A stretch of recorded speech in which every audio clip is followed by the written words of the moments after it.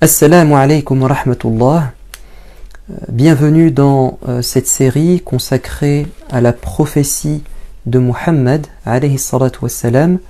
Nous nous intéressons à l'apparition des signes ou à la présence des preuves dans la Bible, l'Ancien et le Nouveau Testament, les preuves, les signes qui annoncent l'existence, la venue d'un dernier prophète cité par son nom, par son portrait, par ses critères, mais aussi étonnant que cela puisse paraître, il est cité dans la Bible par son nom, et cela est clairement dit dans le Coran par la bouche de Jésus. Il dit à son peuple, les Juifs: je vous annonce la venue d'un prophète après moi qui s'appelle Ahmad. Et nous avions dit que cela correspondait au Parakletos qui est cité dans le Nouveau Testament. Et puis nous avions dit également que Moïse, comme Jésus, avait sûrement, on est sûr et certain qu'il a parlé du dernier des prophètes, mais est-ce qu'il l'a cité par son nom? C'est le sujet d'aujourd'hui. Je voudrais d'abord, avant de répondre à cette question, vous faire part de ce verset de la sourate numéro 3, c'est le verset 81. Notre Seigneur nous dit: Dieu reçut l'engagement des prophètes en leur disant.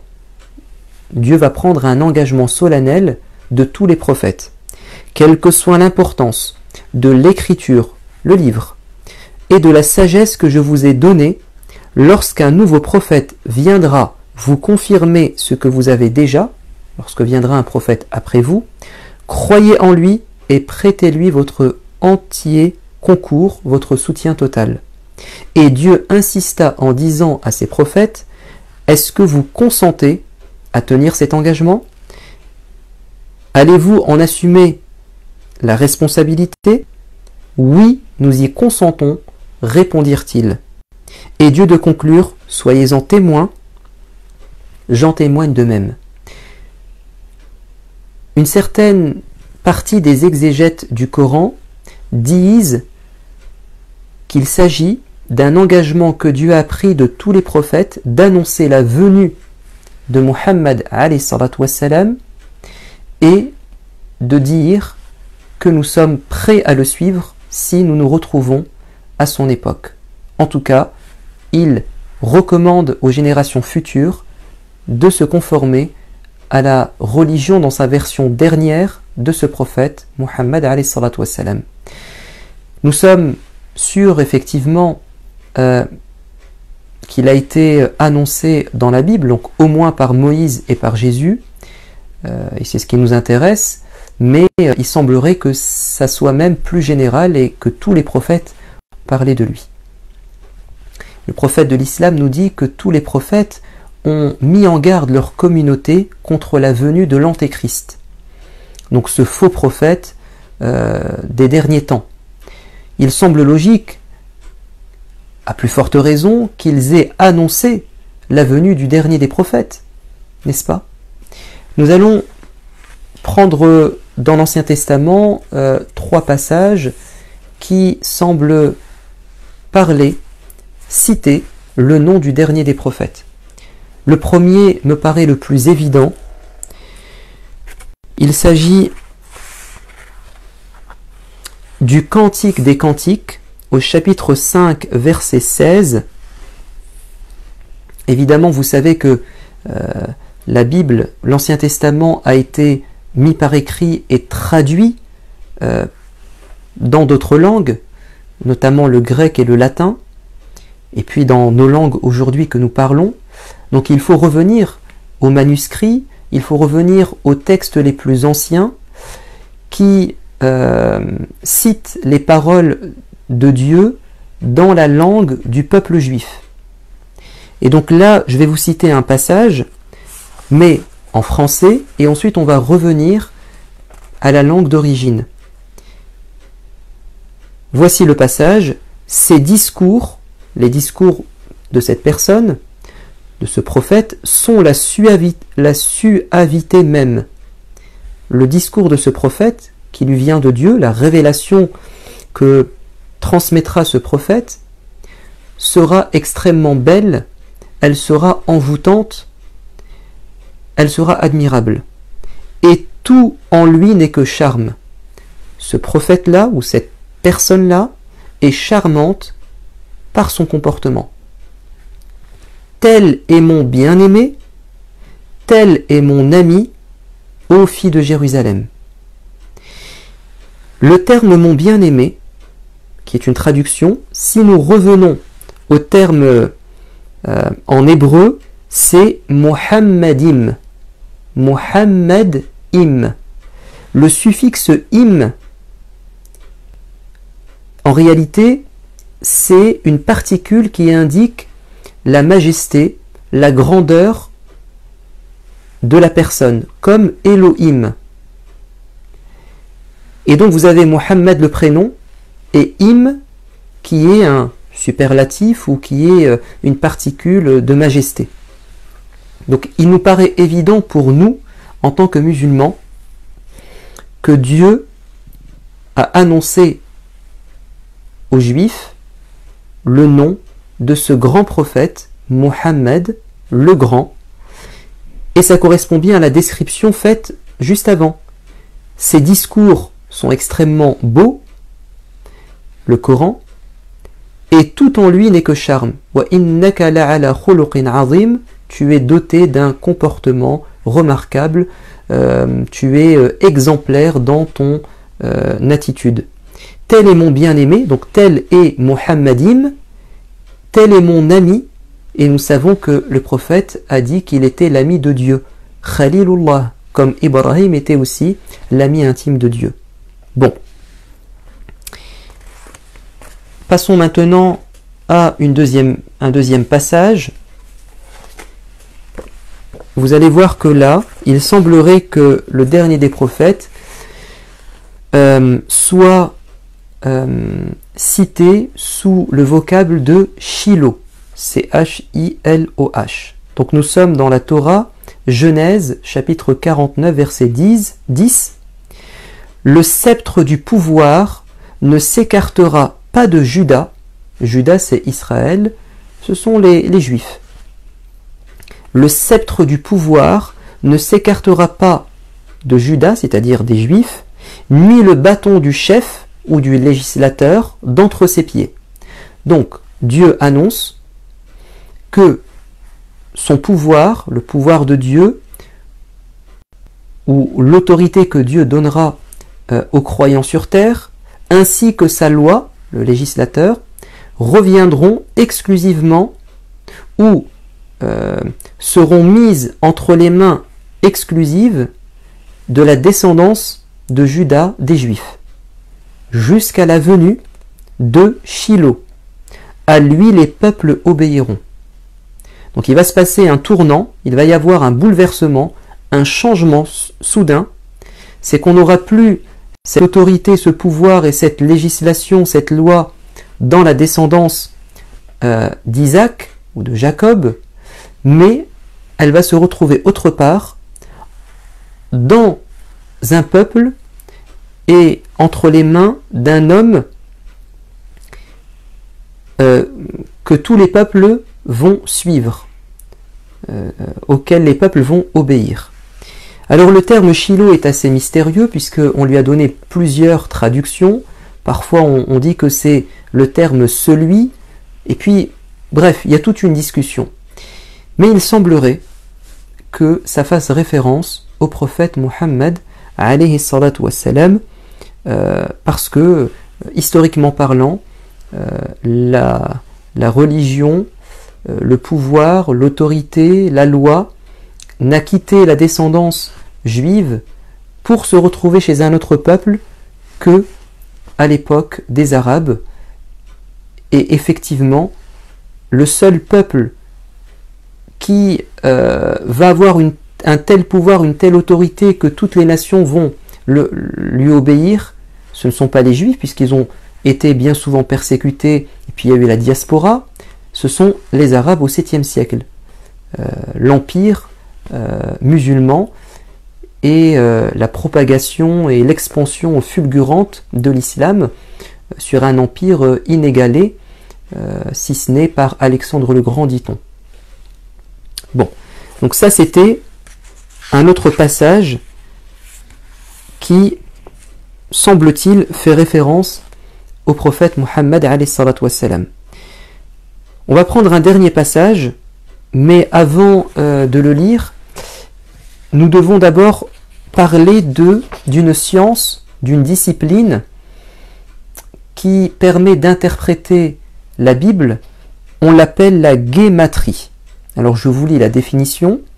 C'est une forme d'exégèse, donc d'explication des textes religieux, propre à la Bible hébraïque, l'Ancien Testament, mais aussi le Nouveau Testament, comme nous allons le voir, dans laquelle on additionne la valeur numérique des lettres et des phrases afin de les interpréter.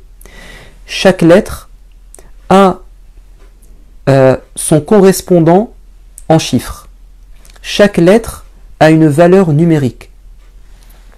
Elle se fonde sur la numérotation hébraïque, l'alphabet hébraïque où il y a 22 lettres. Chaque lettre a son équivalent en chiffres, dans laquelle, comme dans les autres civilisations méditerranéennes anciennes, c'est-à-dire il n'y a pas que les Hébreux qui avaient cette guématrie, même les Arabes avaient cette manière d'écrire des mots par des chiffres. Les nombres sont notés avec les lettres de l'alphabet. On va prendre un exemple. Dans l'Ancien Testament, vous avez le mot Shishak. Alors, je ne sais pas si je le prononce bien en hébreu, mais il semblerait que si. Shishak. Les exégèses ou les exégètes, les rabbins juifs, les spécialistes de l'interprétation des textes religieux, disent que le Shin correspond à une autre lettre, c'est le Ba, parce que si vous voulez la première lettre, ils lui mettent un correspondant inverse dans l'alphabet, donc le Alif, chez nous par exemple en arabe, le Alif correspond au Ya, ou bien en français le A correspond au Z. C'est une sorte de code en fait qu'ils connaissaient. Vous avez la partie chiffre et la partie aussi de la correspondance des lettres dans l'alphabet. Chaque lettre renvoie à une autre. Donc, d'après cette science, ce que disent les spécialistes de l'herméneutique, c'est que, ou de la guématrie, c'est que le Shin correspond au Ba en hébreu, et donc Shishak, il y a Shin, Shin et Kaf. Donc Shin, ça fait Ba, le deuxième Shin, ça fait Ba, et le Kaf correspond au Lam. C'est son opposé, en miroir. Et donc ça nous donne Babel. Donc dans un passage de la Bible, on ne cite pas Babel littéralement, mais on utilise ce code en disant Shishak. C'est une forme de message codé qui était utilisé, reconnu par les civilisations de l'époque et utilisé dans le texte biblique. C'est une chose qui est avérée, qu'on ne remet pas du tout en cause. Deuxième exemple, mais cette fois-ci dans le Nouveau Testament, on nous parle d'un monstre à la fin des temps qui viendra sous apparence humaine et dont le nom correspond au nombre 666. 666, c'est le nom de ce monstre, le monstre de l'Apocalypse. Donc là aussi, vous voyez, c'est très clair. On nous parle d'un nom formé de lettres, mais à partir des chiffres, 670. Maintenant, on va prendre un exemple, c'est celui qui nous intéresse, dans l'Ancien Testament, qui va nous révéler que Muhammad est cité, mais sous cette forme codée. Nous sommes dans la Genèse, chapitre 17, verset 20. À l'égard d'Ismaël, je t'ai entendu, dit le Seigneur à Abraham. Abraham a demandé à Dieu de bénir Ismaël, sa descendance. À l'égard d'Ismaël, je t'ai entendu. Je le bénirai, je le rendrai fécond. et le multiplierai à l'extrême. Je ferai en sorte que sa descendance soit grande. Il engendrera 12 chefs, et je ferai de lui une grande nation. On va s'appuyer sur un rabbin qui s'appelle Samuel ibn Yahuda ibn Aboun, né en 1130 à Fès au Maroc. On est au XIIe siècle. Il est le fils de Yahuda ben Aban, qui était le plus grand érudit juif de son temps. Alors, Samuel ibn Yahuda, fils de Yahuda, il a écrit un livre. Tout ce que je vous dis, c'est dans son livre. C'est lui qui parle de son père, il parle de lui. Il dit « Mon père était le plus grand érudit juif de son temps. » Et c'était également un philosophe, etc. Il est aussi le fils de Anna Isaac Lévi, donc marié à Yehuda ben Aban. À 13 ans, il a maîtrisé les différentes disciplines liées à la compréhension de la Torah. Puis il va étudier les mathématiques, la médecine en Syrie, en Irak et en Iran. Vous pouvez retrouver sa biographie sur Wikipédia ou sur d'autres sites, notamment juifs, parce que cet homme était rabbin juif et il a apporté beaucoup, il a contribué dans le domaine de l'arithmétique. Un grand scientifique. Samuel ben Yahuda. Le 8 novembre 1163, à 33 ans, comme lui en témoigne dans son livre, il devient musulman en Azerbaïdjan, alors qu'il était un grand rabbin, puis un grand scientifique. Il se fait dès lors connaître sous le nom de Samuel ibn Yahya al-Maghribi, le Marocain. Il écrit un ouvrage, Badhlul Majhoud fi Ifhamil Yahoud, l'effort déployé dans la réfutation décisive des Juifs, connu sous son résumé ou un titre plus court, la réfutation décisive des Juifs, Ifhamul Yahoud. Cet ouvrage a été traduit et publié en 1964 par Moshe Perlman à New York aux éditions Académie américaine pour la recherche juive. Il existait évidemment depuis très longtemps dans le monde arabe, dans la langue arabe, sa langue originelle. Mais il a été traduit en 1964 aux États-Unis. Qu'est-ce que nous dit ce grand érudit de la religion juive dans son traité où il essaie de démontrer que l'islam est conforme à la vérité et que les juifs se sont écartés d'une annonce qui a été faite dans leur texte où on leur disait qu'il viendrait un dernier prophète qui s'appelle Mohammed. Qu'est-ce qu'il nous dit dans son livre? Il nous dit, dans ce passage que je vous ai cité, dans la Genèse, chapitre 17, verset 20, le terme qui a été utilisé pour dire « je vais rendre fécond et multiplier à l'extrême la descendance d'Ismaël », cette multiplication à l'extrême, ça nous donne « miod miod » en hébreu. Miod miod, d'après la guématrie, donc cette science de correspondance entre les lettres et les chiffres, ça nous donne le nombre 92. Miod miod, chaque lettre renvoie un chiffre, ça nous donne 92. Et 92, ça renvoie au mot Mohammed. Voilà ce qu'il nous dit dans son ouvrage. Et il nous dit pourquoi ce code secret? Pourquoi est-ce que les Juifs n'ont pas écrit Mohammed en toutes lettres? Il a dit parce que si ça avait été écrit en toutes lettres, ils l'auraient fait complètement disparaître, ils auraient fait une censure. Alors, les rabbins juifs, éclairés, qui avaient une conscience scientifique, un sens de la responsabilité, ils ont mis ce code pour empêcher les gens de modifier ce passage, afin qu'on comprenne, quand on est versé dans la guématrie, qu'il s'agit de Muhammad.